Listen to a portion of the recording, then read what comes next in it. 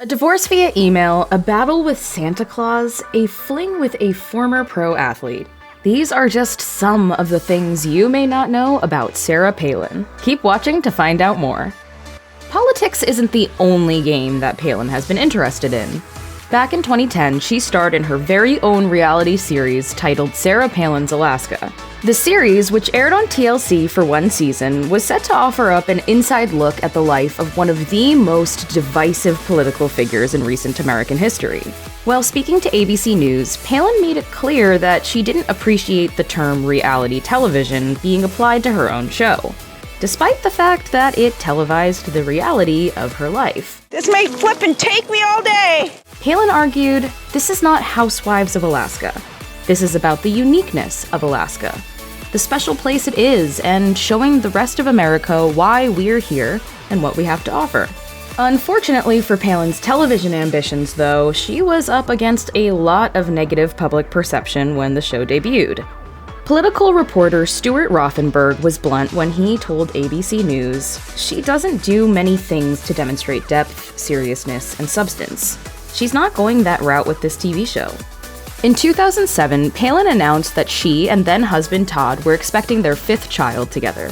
She was 43 years old at the time, and she later recounted to ABC News that when she realized she was expecting another baby, she initially experienced a brief wave of hesitation.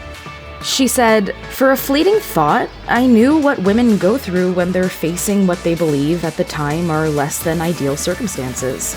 Palin didn't debate whether or not she would give birth to the baby, but she did worry that her age might make parenting more complicated.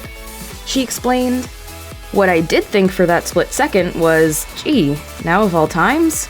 And yeah, I'm no spring chicken." There is destiny for every child, and it can be good in our world, and that's what I held on to. Palin also revealed that she and Todd didn't tell their older children about the pregnancy immediately.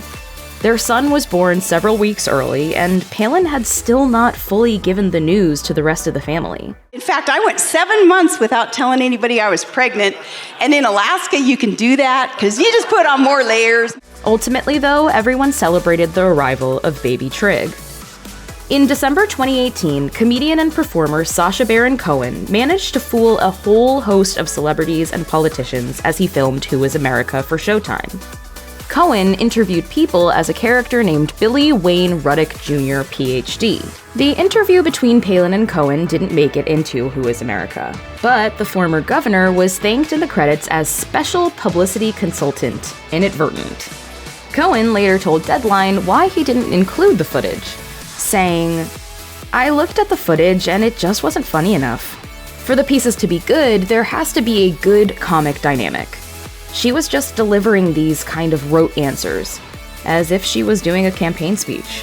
Ultimately, Cohen did end up extending an invitation to Palin to attend the Golden Globes as his date when he was nominated for Best Performance by an Actor in a TV series, musical, or comedy for Who Is America. But it appears she declined. Palin and her ex-husband Todd announced their intention to divorce in the fall of 2019. While Sarah didn't immediately speak openly about the sudden change, she later revealed that she and Todd had been pursuing counseling. She found out via email that he wanted a divorce. While speaking with James Dobson, founder of the Family Talk Christian Ministry, she explained exactly what happened. It turns out that Sarah got an email from Todd's lawyer about 3 months before her ex-husband officially filed for divorce in September of 2019. Todd's official reasons for divorce were incompatibility of temperament, adding, "They find it impossible to live together as husband and wife." The pair had been married for 31 years at the time of the filing, and Todd filed the paperwork just 6 days after their anniversary. Palin might have been surprised when she found out her then-husband wanted to get divorced, but she eventually moved on and started dating again. Still, in an April 2022 interview with the New York Post, Palin was open about how she felt about her divorce, explaining, "It was the most earth-shattering, bizarre thing I could have ever imagined, and it kind of remains so."